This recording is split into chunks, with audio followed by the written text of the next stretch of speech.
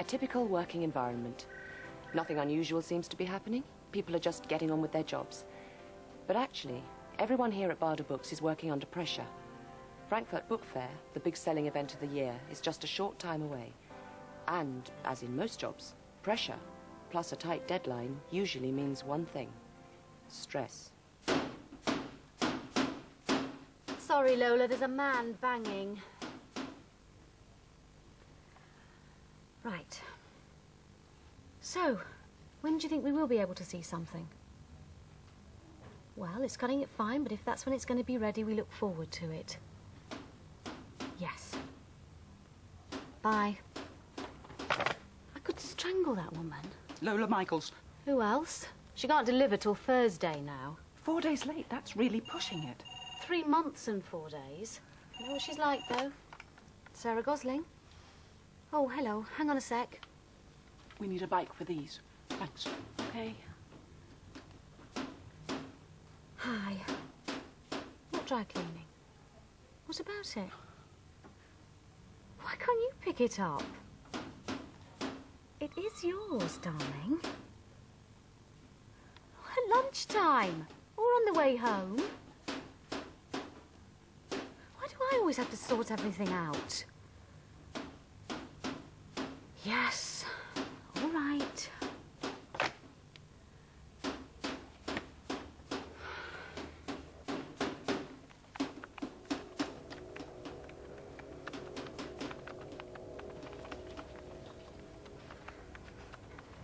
Sarah. Lola Michaels. Well, it's just that we've got to get the promotional stuff together, and we don't even have a title yet, let alone a manuscript. All right then, Paul. You call her. You explain why she should have delivered 3 months ago, why it's such a pain for everyone else she hasn't, and why I'll probably have to work till midnight all next week again correcting her terrible grammar. Go on, there's the number. No, because you people in marketing don't have to deal with authors, do you? You don't have to stroke their egos and tell them how wonderful they are, when all the time you're ordering bikes and writing letters and arranging meetings and chasing deadlines and trying to turn this rubbish into something readable. Because if you don't know whether you're going to have a job at the end of the month thanks to this takeover. I mean, you don't have to wade through this stuff, do you, Paul? Especially while some Burke's hammering away at the walls all day. Oh. What was that all about? Dry cleaning? Well, not quite. But in a way, that doesn't really matter. The point is that when the pressure's on, more often than not, it's the little things, you know, those small, annoying incidents at work, at home, socially, wherever, that can finally make you snap. Stress at work, I think, is caused by many, many different sources. It can be caused by work overload. It can be caused by a bad boss, a bullying, abusive boss. It can be caused by change itself, by the lack of control. It can be caused by the problems individuals face on the interface between their work and their home life. So there's a whole range of causes. For a particular individual, could be any one or any combination of those.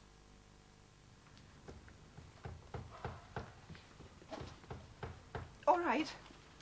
No. What are you doing? I'm going home. Well, you can't. What about that lot? What about it? Well, it's got to be finished today. Sarah, you can't go just like that. I don't feel very well. Really? I've got a splitting headache. Nothing a couple of aspirins wouldn't cure, I suppose. And faint, you know, sick, dizzy, that sort of thing. Sorry. Well, when will you be back? I don't know. Sarah, you're not serious. But you can't just leave everything. Who's going to do it? Sarah! People react differently to the pressure they're under. They have different coping strategies. It has been described by some as a kind of flight-fight reaction. Some people react to stress by fighting, by being angry, by externalizing it. And other people can react either by internalizing it or running away from it, i.e. flight. The fight or flight response is a physical response, and it's designed to help us deal with a physical threat. What happens is that when we're exposed to a threat, our body changes, and we notice it in many different ways. We might notice the sweatiness in our palms. Perhaps we might notice the tensing in our muscles, the way our breathing changes, the way our heart rate changes. And all of these things are actually part of our body gearing itself up for short-term survival.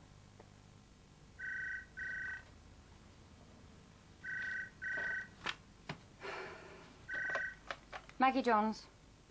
Oh, hello, Richard. Uh-huh. So, we all have an instinctive physical reaction to stress. But it isn't just an individual thing. Stress is catching, too. And it can be passed around an organisation quicker than the common cold. No, we haven't. Okay, as soon as possible after lunch. Right, bye. Oh!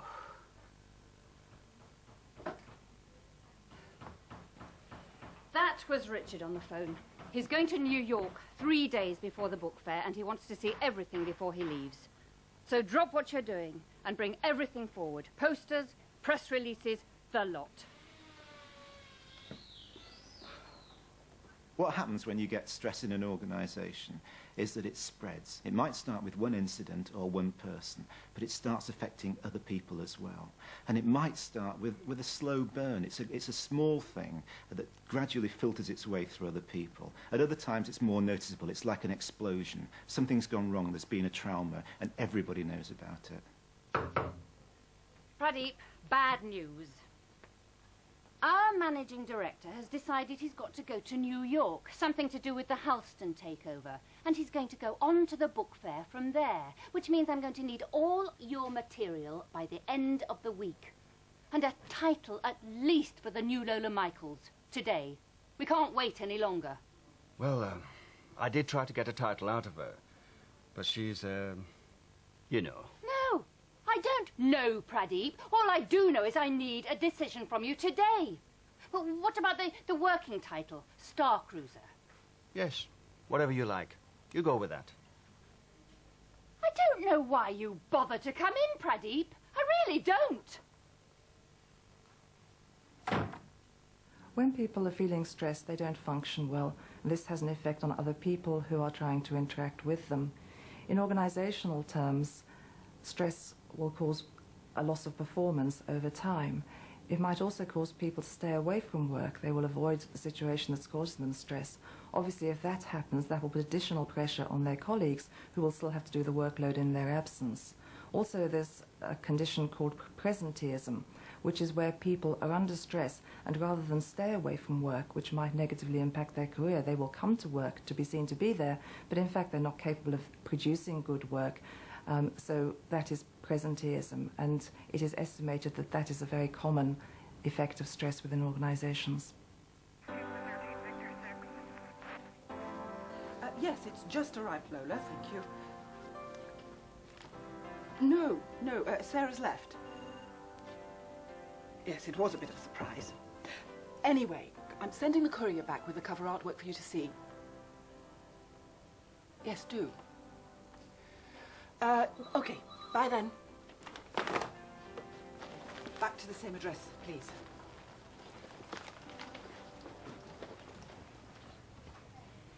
We've seen that stress gets passed around, increasing the pressure on everyone.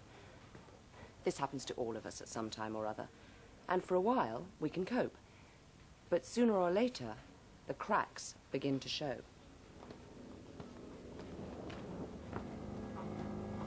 Has the disc arrived from Lola yet? Yes. Good. She doesn't want it going out until it's been edited. She'll be lucky. Print it up. Get copies for all concerned. Then we'll decide what we're going to do. Oh, and don't forget, the marketing team from Halston's are coming this afternoon. I won't.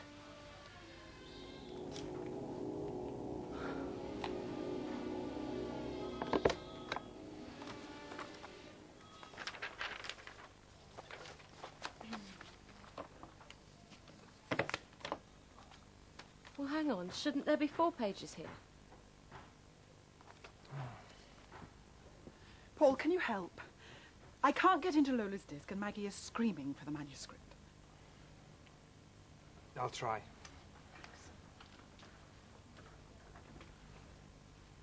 Usually, increased pressure means it's only little things that are missed. But as we all know, even little mistakes can have very big consequences. Oh, brilliant. Thanks. Well, just give me a call when it's finished, would you? It's okay. I'll get Sue to take it round to the printers. How many copies do you want? Oh, thanks. 10.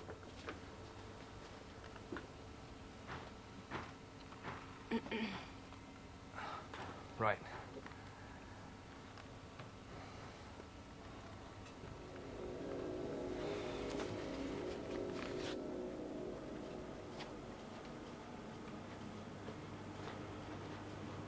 Yeah.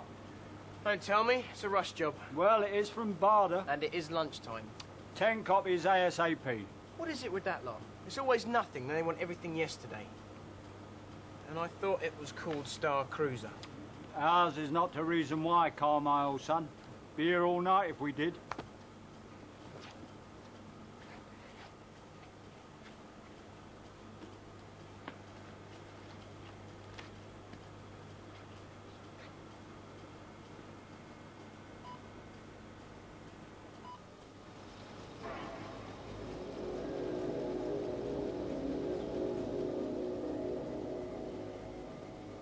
Painful to watch, isn't it? But that's the thing about pressure. We know we need some of it to work well. And with a little bit more pressure, a lot of us might work even better. There's a relationship between pressure and performance. It's not about pressure being all bad. Sometimes lack of pressure can be bad as well. And you can imagine plotting a graph where you have pressure against performance. And if there's no pressure at all, no stimulus, then performance is low. We call this state boredom. As pressure increases, we get into an area called the comfort zone. We're happy in what we're doing. We feel we can manage the demands placed upon us, feel very comfortable. If we continue to increase the pressure, we get into an area which we call the stretch zone. Now we're facing challenges. We've got some stimulation, but we're learning as we're going along, and we're actually growing as long as we're managing that pressure effectively. If pressure continues to increase, we move into this area we call the strain area. Now this is where we're no longer managing as effectively as we should be, where our performance is deteriorating and we're starting to feel not in control.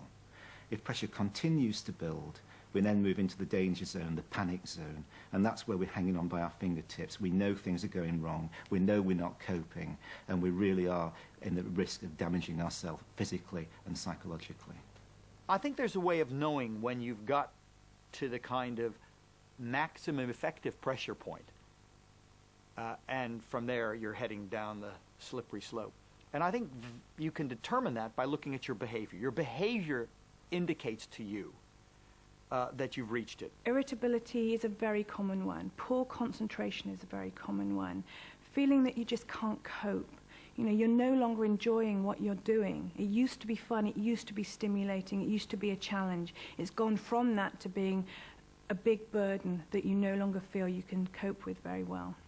There's a difference between the word pressure and stress.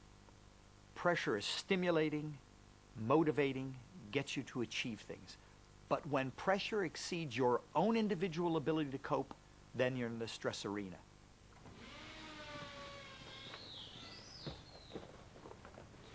Oh, thanks, Sue. The new Lola Michaels is here. Oh, wonderful. Richard can read his on the plane, and we'll take it from there. How pressure affects the way we work is different for everyone. Put two people under the same pressure, and one might react brilliantly, while the other might crack. What? What? It's unreadable. So what's new? Didn't anybody check this? Well, it's got to be redone. But it'll never be ready before Richard leaves. Oh, what a cock-up. Sorry. Well, what time's his flight? Michelle, we've got to convert the disc, clean up the text, get it printed out, copied. Well, what about a courier? We could get it on a later flight to New York. Richard will have it first thing in the morning. I know he won't be able to read it on the plane, but... We've got no choice. Okay, get cracking. An individual's perception of the pressures on him and her are extremely important.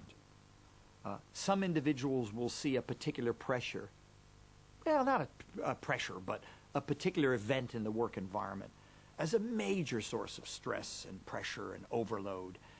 Somebody else will see the exact same thing as a challenge, as an opportunity. And maybe if I do that, it may be a little bit of work for me, but it could lead to that. Stress really is all about perception. What stress is, it's when the perceived demands on an individual exceeds that person's perceived ability to cope. It's not whether there's real threats there or whether there's a real problem. It's what I perceive there to be a problem. And it's not how good I am at coping. It's whether I think I can cope or not. That's what matters. It's really all about perception.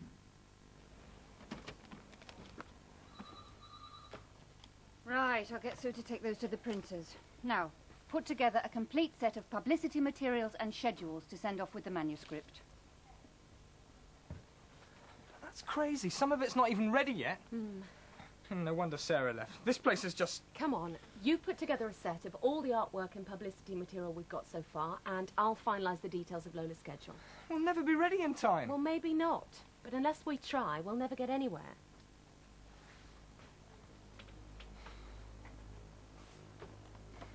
Take two people exposed to the same pressure, but they react differently. In order to understand why they react differently, we have to understand the dynamics of the stress process. We need to recognise that stress is a combination of three elements. It's pressure, the way we perceive the demands placed upon us. It's our personalities, whether we're the sort of person that embraces a challenge and goes for it and gets things done, or the sort of person that sees a challenge as a problem and a threat and just gives up. It also involves our coping skills, whether we've got a good, well-developed range of coping skills or we're not good at coping, we don't think we can do anything about it. So you put those three elements together, pressure and the way we perceive it, personality, whether we actually thrive on pressure or fall apart as a result of it, and coping. And what we have to do is we have to learn to improve our coping skills so that we can manage pressure more effectively. So we produce a positive outcome, not a negative outcome. So we get growth, not stress. It's Lola Michaels. I'll take it in my office. So, depending on how you handle it, pressure can have positive effects. But as we all know, in everyday life it can be hard to match theory with practice, particularly when the pressures are getting worse and worse. Yes. All right, Lola, I take the point. Look, let me deal with it and I'll get back to you. All right? Okay, thanks.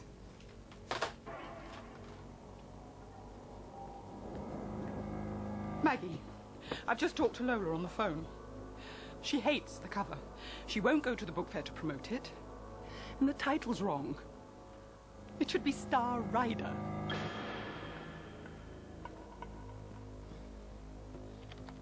Problem?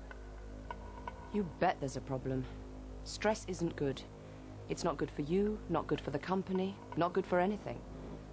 Fail to deal with it, and things will build up until one day, just when you're least expecting it, everything will blow.